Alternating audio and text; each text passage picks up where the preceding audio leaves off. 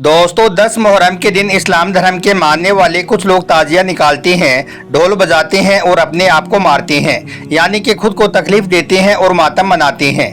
आज के इस वीडियो में हम आपको बताने वाले हैं कि मुसलमान मुहर्रम क्यों मनाते हैं। इस दिन यानी कि 10 मुहर्रम के दिन आखिर ऐसा क्या हुआ था कि जिसकी वजह से मुसलमान 10 मुहर्रम के दिन मातम मनाते हैं।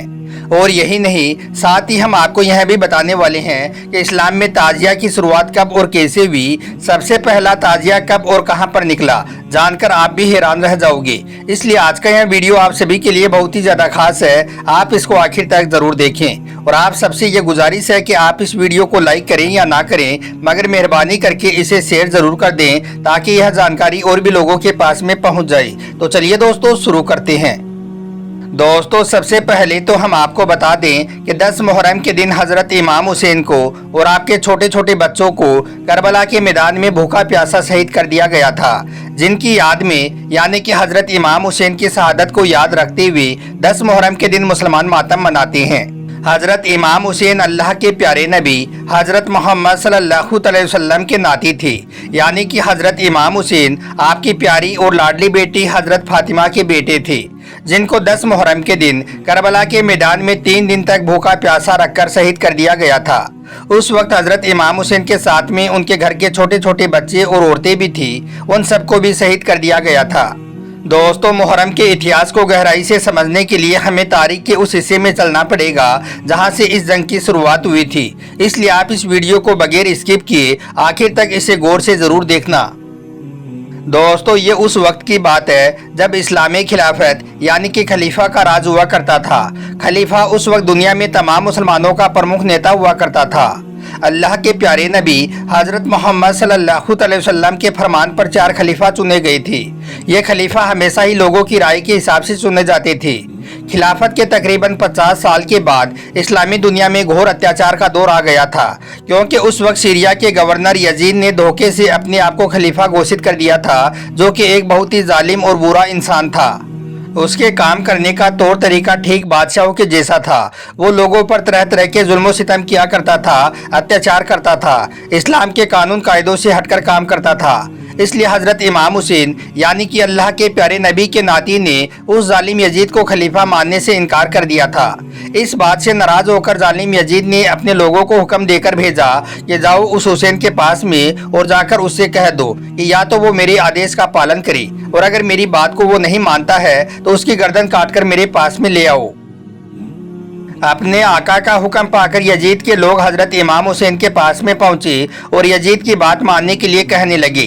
इस पर हजरत इमाम हुसैन ने ऐसे आदमी का कहा मानने से इनकार कर दिया जो खुद को अल्लाह मानने लगा था।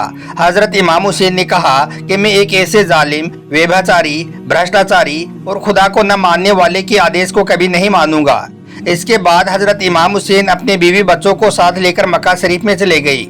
लेकिन इधर दूसरी तरफ जब यजीद ने इमाम हुसैन की बात को नहीं सुना तो वो गुस्से से लाल हो गया और फिर उसने अपने लोगों को यात्री बनाकर मक्का में भी भेज दिया और हजरत इमाम हुसैन को मारने के आदेश दे दिया।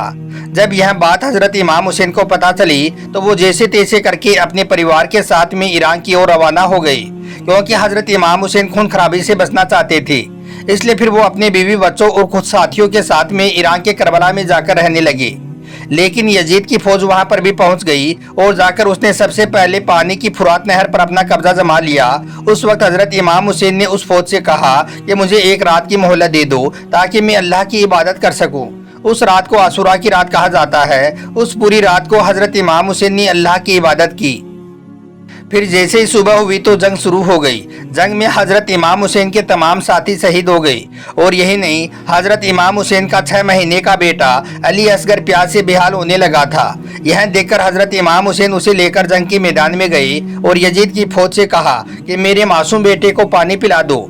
लेकिन यजीद की फौज को ना ही उस मासूम बच्चे की हालत पर तरस आया और ना ही उन्होंने हजरत इमाम हुसैन की कोई बात को माना। नतीजा ये निकला कि नन्ना अली असगर भी अपने बाबा हुसैन की बाहों में तड़प तड़प कर दम तोड़ दिया। आखिर में उस जालिम फौज ने हजरत इमाम हुसैन को भी शहीद कर दिया।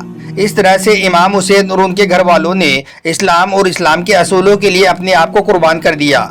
यही वजह है कि खुदा के इस नेक बंदे की शहादत की याद में मुसलमान 10 मुहर्रम के दिन मातम मनाते हैं। अब आपको बताते हैं कि मुहर्रम के महीने में ताजिए की शुरुआत कैसे हुई, इसके पीछे की क्या कहानी है, इसके पीछे का क्या वाकया है। दोस्तों, सन 1370 की बात है। उस वक्त भारत, पाकिस्तान, बांग्लादेश और अफगानिस्तान ये सब देश शामिल में ही थे। यानी कि ये उस वक्त की बात है जब भारत एक विशाल देश हुआ करता था। उस वक्त भारत में तैमूर लंग नाम के एक राजा की हुकूमत हुआ करती थी। तैमूर लंग तुर्की का रहने वाला एक बादशाह था। उसको हजरत इमाम हुसैन से बहुत ज़्यादा मोहब्बत थी, इसलिए जब भी मुहर्रम का महीना आता तो वो बादशाह रोज़ाए इमाम हुसैन की ज़ियारत के लिए इराक में ज़रूर जाया करता था। यानी कि तैमूर लंग हर साल मुहर्रम के महीने में इराक ज़रूर जाता था। लेकिन एक बार ऐसा हुआ कि तैमूर लंग सख्त बीमार पड़ गया और वो इतना ज़्यादा बीमार हो गया कि वो उठकर चलने फिरने के लायक भी ना बचा। बड़े बड़े हकीमों ने और तबीबों ने उसका खूब इलाज किया, लेकिन उसकी बीमारी का कुछ भी इलाज ना हो सका।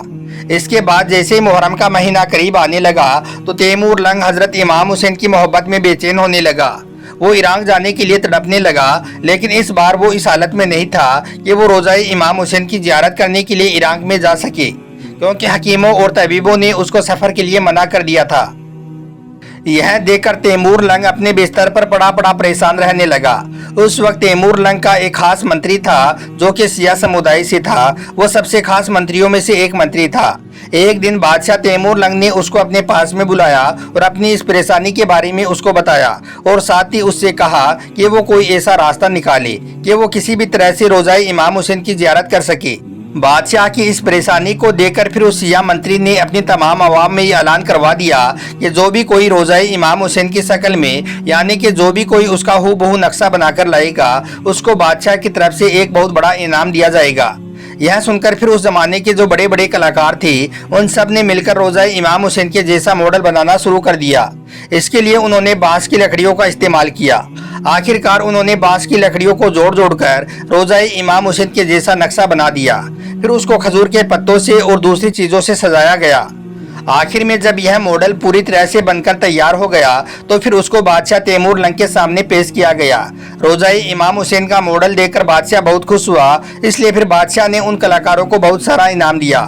हम आपको बता दें कि यह बात सन 1370 की है। उस दिन पहली बार यह ताजिया बनकर तैयार हुआ था। जिन ताजियों को आज हम और आप देख रहे हैं उनकी शुरुआत उसी दिन से हुई थी। दोस्तों, इसके बाद तैमूर लंग के उस ताजिए की चर्चा दूर दूर तक होने लगी और यही नहीं, रशिया और चाइना के कई हिस्सों में भी यह बात फैल गई। इसके बाद जिन लोगों को हजरत इमाम हुसैन से सच्ची मोहब्बत थी वो सब लोग इस ताजिए की ज़ियारत करने के लिए आने लगे। अब हर साल तैमूर लंग को खुश करने के लिए तरह तरह के ताजिए बनाए जाने लगे। मगर हम आपको बता दें कि तैमूर लंग का यह काम ज़्यादा दिनों तक नहीं चल सका, क्योंकि एक दिन अचानक ही बादशाह की मौत हो गई। लेकिन तब तक ताजिया बनाने का यह रिवाज पूरे भारत में ही नहीं बल्कि दुनिया के कई और हिस्सों में भी फैल चुका था। इसके बाद धीरे धीरे भारत का बंटवारा होने लगा। भारत, पाकिस्तान, बांग्लादेश और अफगानिस्तान ये सब देश अलग अलग हो गए, मगर ताजिया बनाने का यह रिवाज वैसे ही चलता रहा। यही वजह है कि इन देशों में आज भी मुहर्रम के महीने में ताजिया बड़ी धूमधाम के साथ में निकाला जाता है। हम आपको बता दें कि ताजिया निकालने का यह रिवाज भारत से ही शुरू हुआ था, इसलिए आज भी यह रिवाज भारत के आसपास में फैला हुआ है। यानी कि इन्हीं देशों में सिर्फ यह ताजिया निकाला जाता है। इसके अलावा सऊदी अरब समेत किसी भी इस्लामिक देश में यह ताजिया नहीं निकाला जाता है। उम्मीद करता हूं कि आज की हमारी यह जानकारी आपको पसंद आई होगी। अगर आपको आज का यह वीडियो अच्छा लगा हो तो आप इसे दिल से एक लाइक ज़रूर कर दें और मेहरबानी करके इसे शेयर भी कर दें, ताकि और भी लोगों के पास में यह जानकारी पहुंच जाए। तो चलिए दोस्तों, मिलते हैं कल एक नई वीडियो के साथ में, एक नए टॉपिक के साथ में। खुदा हाफिज।